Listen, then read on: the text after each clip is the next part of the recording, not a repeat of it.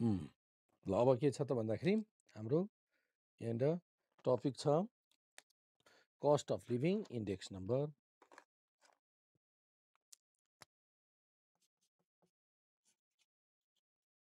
Cost of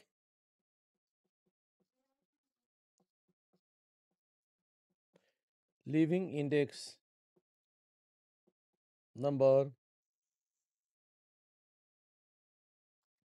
cost of living index number भनेको cost of living index number भनेको यो price index number हो। Specially design गरिएको छ, स्पेसली कुन कमोडिटीहरूको रिलेटिभ चेन्ज स्टडी गर्नलाई डिजाइन गरिएको हो त भन्दाखेरि हामीले रेगुलर स्यालेरीको इन्कमको बेसिक निड्समा खर्च गर्छौँ नि।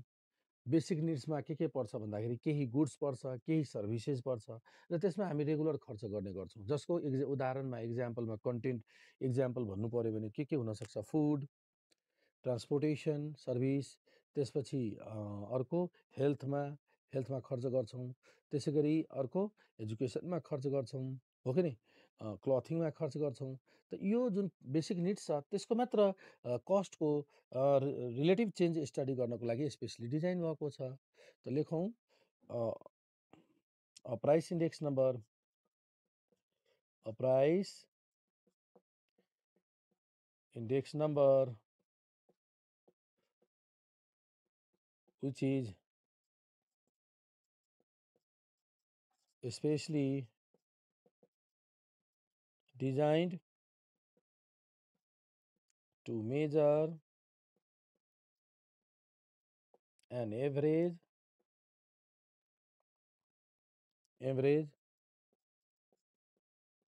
relative change in price of average relative change in price of goods or services utilized by a particular class of people with respect to time or place is known as cost of living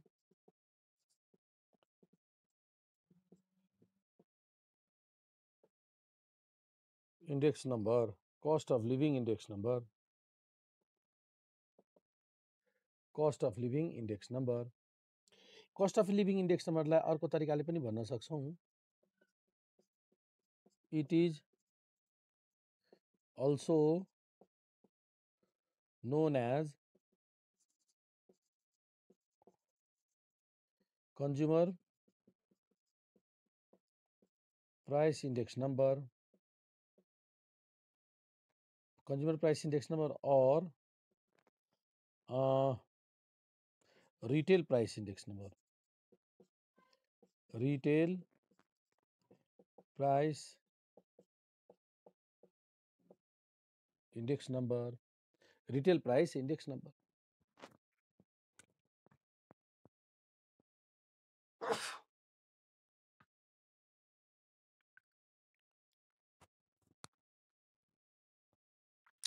retail price index number, यसलाई दुईटा वर्डले जानिन्छ। एउटा त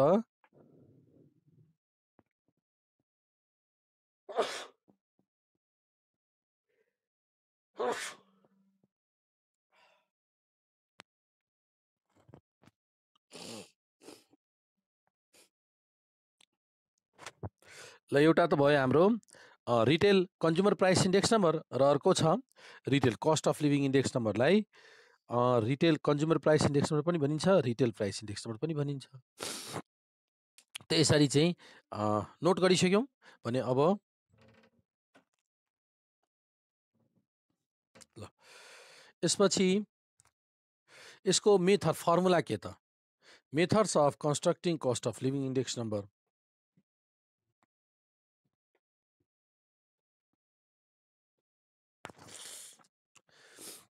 ऋषि napkin ल्याउँदो। ल अब methods of constructing cost of living index methods of constructing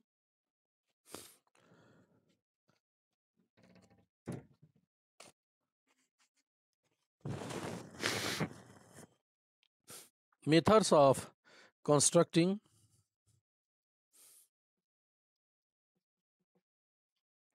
cost of living index number CLIN methods of constructing दुईटा method छ दुईवटा मेथड छ फर्स्टमा aggregative expenditure method aggregative expenditure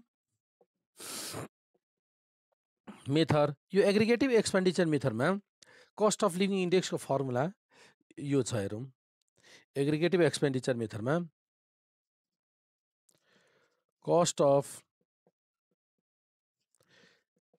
living इन्डेक्सको फर्मुला छ sum of P1 Q0 upon sum of P0 Q0 into 100 यो छ यसै गरी यो के को फर्मुला हो सबैजनालाई थाहा छ यो कुन मेथडको फर्मुला हो यो which is Laspier's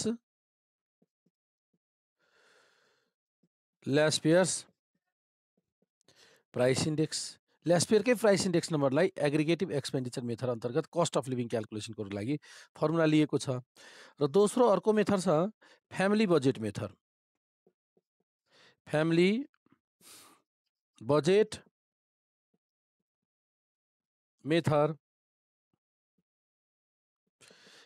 budget method अन्तर्गत cost of living index is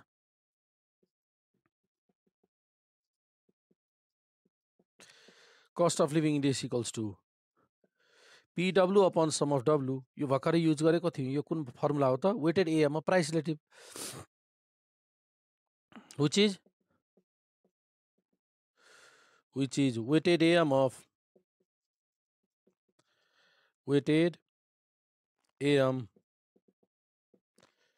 of price relatives यसैलाई अर्को तरिकाले यसरी पनि लेख्न सक्छौं कस्ट अफ लिभिङ इन्डेक्स भनेको sum of IW upon total W पनि लेख्न सक्छौं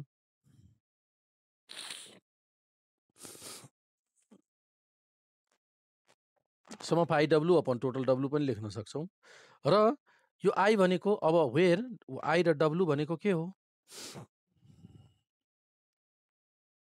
हेरौँ त वेयर W भनेको त थाहा छ सबैजनालाई W भनेको वेट्स दिएकै हुन्छ यदि दिएको छैन भने हामीले के लिन सक्छौं वेटको रूपमा P0 Q0 लाई वेटको रूपमा लिन्छौं यो पनि छैन भने कुन लिन सक्छौं पर्सेन्टेज एक्सपेन्सेस लाई वेटको रूपमा लिन्छौं यो पनि छैन भने कुन लिन सक्छौं एक्सपेन्डिचर लाई वेटको रूपमा लिन्छौं एक्सपेन्डिचर लाई वेटको रूपमा लिन मिल्छ र I भनेको ग्रुप इन्डिसेस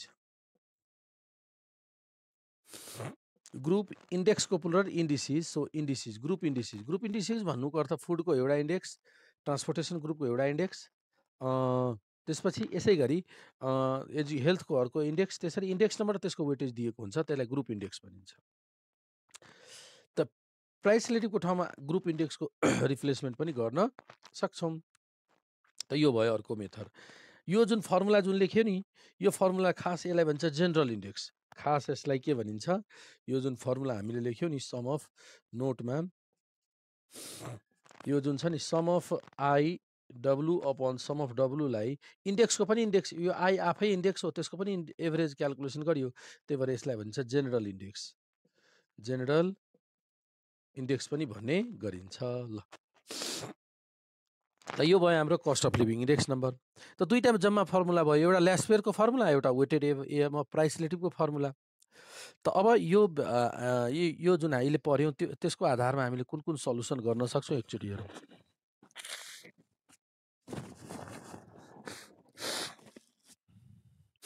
ल हेरौँ त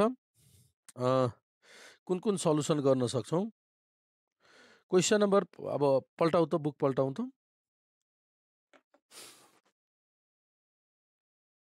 ल क्वेसन नम्बर 27 हेर त। क्वेसन नम्बर 27 सल्युसन के दिएको छ सल्युसनमा? In a certain data and ministry level retail price index. त रिटेल प्राइस इन्डेक्स कति दिएको छ? रिटेल प्राइस इन्डेक्स दिएको छ 204.6। पर्सेन्टेज इन्क्रिज इन प्राइस, ल पर्सेन्टेज इन्क्रिज इन प्राइस दिएको छ। पर्सेन्टेज इन्क्रिज इन प्राइस दिएको छ।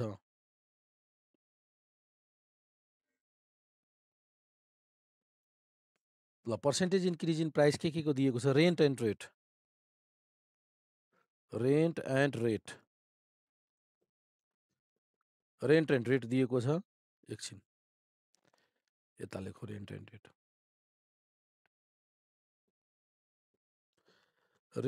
रेट दिएको छ। पर्सेन्टेज कति पर्सेन्ट इन्क्रिमेन्ट छ? यहाँनिर 65% इन्क्रिमेन्ट रेन्ट एन्ड रेटको। क्लथिङको 220, fuel and light 110, miscellaneous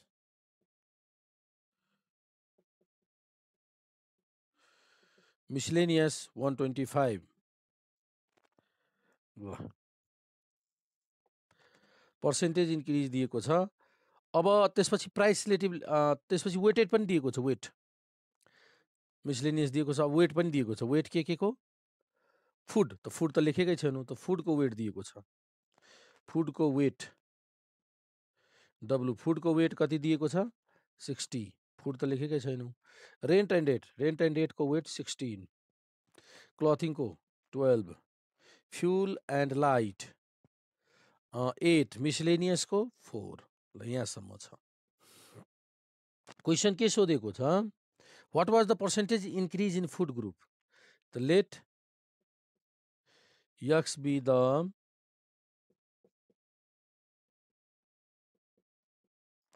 percentage increase in food group. ल त यहाँ एक्स सपोज गरौँ। डब्लु आइसकेपछि अब के गर्ने? पी प्राइस रिलेटिभ कति हुन्छ भन त? प्राइस रिलेटिभ भन त।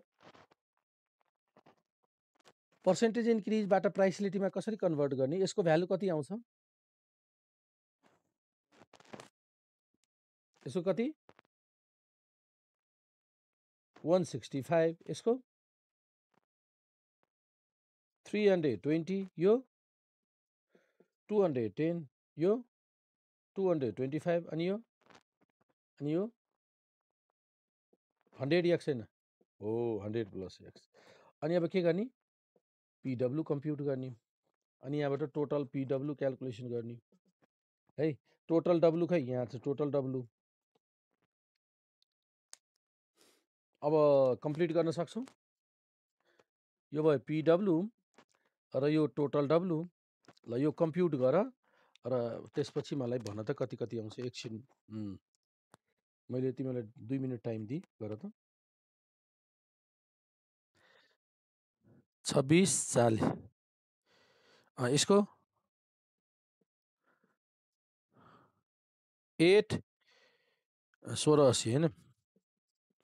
यसको 900। अनि यो 6000 प्लस 60 है, 6000 अनि हो। तो टोटल पिडब्लु कति आयो त? टोटल पिडब्लु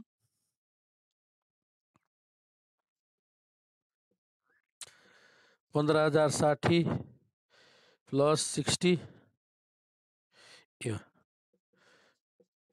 प्लस 60 एक्स है। र टोटल डब्लु त 100 हो। ल अब प्राइस रिलेटिभको फर्मुला प्रयोग गरेर क्याल्कुलेसन गर्न सक्छौँ। अब हामी अब के छ भन्दाखेरि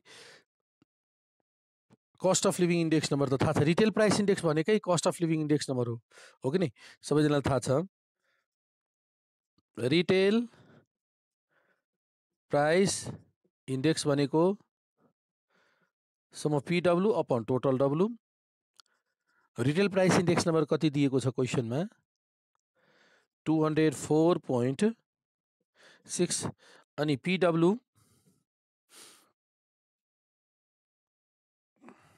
पिडब्लु को value 15060 plus 60x upon total W is 100। ल अब यसको सिम्प्लिफाई गर्दा 20460 15060 प्लस 60x, देयरफोर x को भ्यालु कति आउँछ? अब x को भ्यालु आयो हाम्रो 90%। x भनेको 90%। ल त यो भयो हाम्रो cost of living index number, अहिले कम्प्लिट गरिसक्यो। ल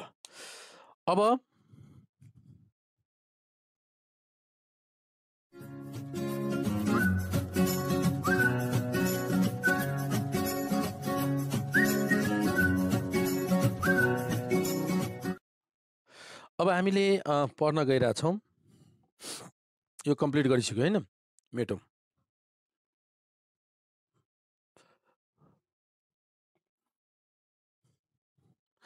अब छ real wage and real wage एउटा टपिक हामीले लेखिरहेको छौँ यहाँ। रियल वेज अथवा यसलाई डिफ्ल्याटेड भ्यालु पनि भनिन्छ। डिफ्ल्याटेड भ्यालु, ल यो टपिक छ। यो टपिक अन्तर्गत सबभन्दा पहिला हामीले एउटा अर्को इम्पोर्टेन्ट टर्म छ, purchasing power of money. Purchasing power of money को बारेमा एक्सप्लेन गर्न गइरहेको छु है त। पर्चेजिङ पावर अफ मनी, ल हेर्नुहोस्, पर्चेजिङ पावर अफ मनीमा म सबभन्दा पहिला एउटा इक्जाम्पल दिन्छु, बुझ्न सजिलो हुन्छ। मानौ बेस इयरमा टोटल प्राइस थियो 100 रुपियाँ है, अहिले टोटल प्राइस भयो 200 रुपियाँ भइसकेको छ। अर्थात् पहिला 1 केजी पर्चेज गर्न जाँदा 100 रुपियाँ पर केजी थियो, अहिले 200 रुपियाँ पर केजी भयो। अब 100 रुपियाँमा कति केजी आउँछ? 100 रुपियाँमा पहिला 1 केजी आउँथ्यो, अहिले अब 100 रुपियाँमा कति केजी आउँछ भन्न सक्छौ? हाफ केजी भनेपछि यो हो आधी केजी मात्र। यसको मिनिङ के भयो कि जुन त्यो मनीको जुन छ नि 100 रुपियाँ अमाउन्ट, त्यो 100 रुपियाँको पर्चेजिङ पावर त आधी भइसक्यो। अब पहिला 100 रुपियाँ पे गर्दा 1 केजी कमोडिटी आउँथ्यो भने अहिले चाहिँ 100 रुपियाँ पे गर्दा आधी केजी मात्र आउँछ। त यो केसमा के भयो त, purchasing power of money here यस्तो सिचुएसन प्र्याक्टिकली हेर्दा पर्चेजिङ पावर अफ मनी त हाफ भइसक्यो, क्लियरली देखिन्छ हो कि नि। तर प्राइस इन्डेक्स के कति हुन्छ? प्राइस इन्डेक्स त सबैजनालाई थाहा छ क्याल्कुलेसन गर्ने तरिका। प्राइस इन्डेक्स कति हुन्छ? प्राइस इन्डेक्स भनेको total current price upon total base price into 100। Total current price is 200 upon total base price is 100 into 100, कति हुने भयो त? 200। अब यो पर्चेजिङ पावर अफ मनी र प्राइस इन्डेक्सको रिलेसनसिप एकचोटि हेरौँ। पर्चेजिङ पावर अफ मनी र प्राइस इन्डेक्सको रिलेसनसिप पनि हेरौँ। यहाँ त कस्तो के रिलेसनसिप देखियो भन्दाखेरि प्राइस इन्डेक्स नम्बर हामीलाई पर्चेजिङ पावर चाहियो भने के गर्छौँ? प्राइस इन्डेक्स नम्बरको रेसिप्रोकल गरेर इन्टु 100 गरिदिँदा आउँछ। यदि हामीले यस्तो 1/,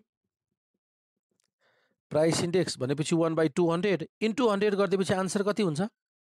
1/200 इन्टु 100 गर्दा कति भयो? 1/2 आउँछ। क्लियर छ नि? यदि हामीले प्राइस इन्डेक्स नम्बरलाई प्राइस इन्डेक्स इन्टु 100 गरिदिन्छौँ भने भ्यालु सब्स्टिट्युट गरौँ त प्राइस इन्डेक्स भनेको 200 त 200 1/200 इन्टु 100 गर्दा 1/2 आउँछ द्याट मिन्स यो पर्चेजिङ पावर अफ मनी भयो purchasing power of money formula यो भयो पर्चेजिङ पावर अफ मनीको फर्मुला भयो अर्थात् यसबाट के बुझ्यौँ purchasing power of money is reciprocal to price index that is purchasing power of money PPM purchasing power of money is reciprocal to price index. Purchasing power of money is reciprocal to the price index.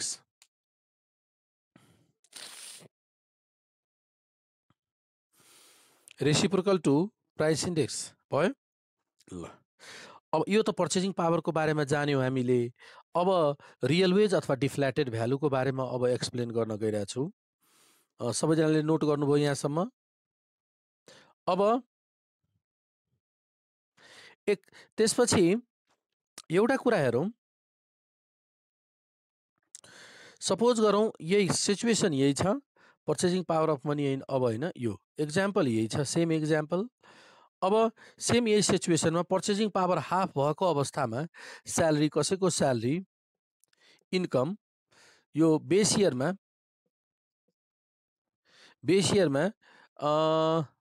30,000 थियो अब same standard of living maintain गर्नको लागि कति salary चाहिन्छ same commodity purchase same services युटिलाइजको लागि अब कति मनी चाहिन्छ भन्न सक्छौँ किनभने जानेर 100 रुपियाँ खर्च गर्नुपर्ने ठाउँमा अब 60,000 चाहिन्छ अब त 60,000 रुपियाँ चाहियो यो 30,000ले त भ्याउँदैन पुग्दैन है भन्नुको अर्थ अहिलेको 60,000 भनेको यो अहिलेको करेन्ट इयरको 60,000 भनेको बेस इयरको कति हुनु हो अहिलेको 60,000 भनेको बेस इयरको कति हुनु हो भन्न सक्छौँ 30,000 है अहिलेको 60,000 भनेको base इयरको 30,000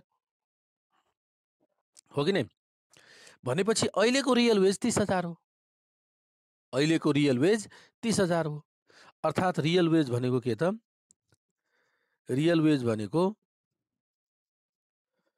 wages at base year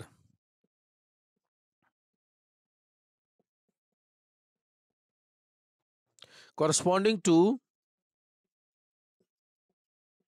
current wage अहिले करेन्ट वेजको तुलनामा बेस इयरको कति भ्यालु छ त्यही नै रियल वेज हो अर्थात् एउटा कुरा अझै म यसमा एउटा रिलेसनसिप तिमीहरूलाई भन्न चाहन्छु यो 60,000 जुन छ नि यो करेन्ट वेजेस हो यो करेन्ट वेजेसलाई यदि हामीले पर्चेजिङ पावर अफ मनीले मल्टिप्लाई गर्यो भने यो रियल वेज आउँछ 30,000 आउँछ हो कि नै अघि हामीले कति क्याल्कुलेट गरेको थियौँ यो सिचुएसनमा purchasing power of money 1/2 so यसलाई 1/2 ले मल्टिप्लाई गर्दा 30,000 आउँछ यसको मिनिङ के बुझ्यो भन्दाखेरि रियल वेज भनेको current wage into purchasing power of money that is real wage भनेको current wage purchasing power of money भनेको 1 price index times 100 price index into 100 त्यसो भए अब रियल वेजको फर्मुला के भयो त रियल वेजको फर्मुला देन रियल वेजको फर्मुला भयो करेन्ट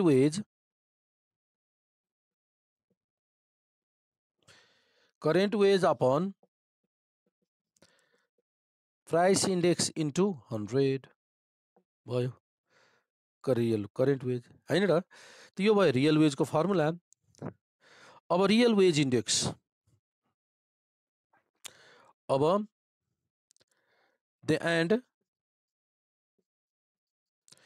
रियल वेज इन्डेक्सको फर्मुला रियल वेज इन्डेक्सको फर्मुला के त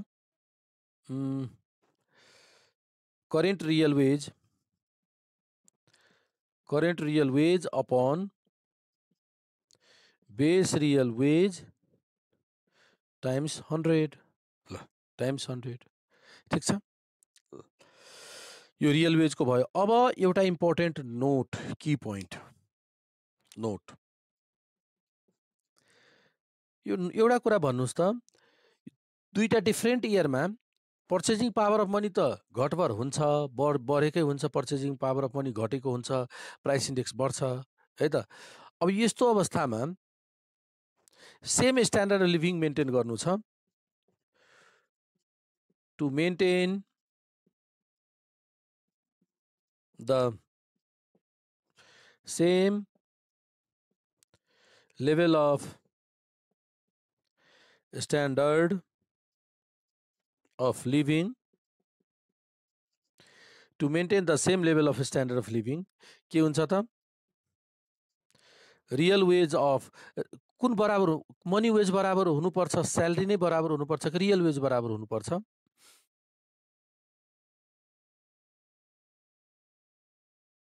हो, बराबर हुनुपर्छ हैन। त रियल वेज अफ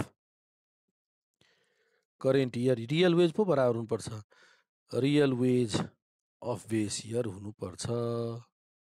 ल यो भयो, real wage of current year equals to real wage of base year equal हुनुपर्छ। त यो भयो रियल वेजको बारेमा हामीले यो एक्सप्लेन गर्यौँ, जान्यौँ, ठिक छ। ल अब यसपछि अब हामी पढ्न गइरहेछौँ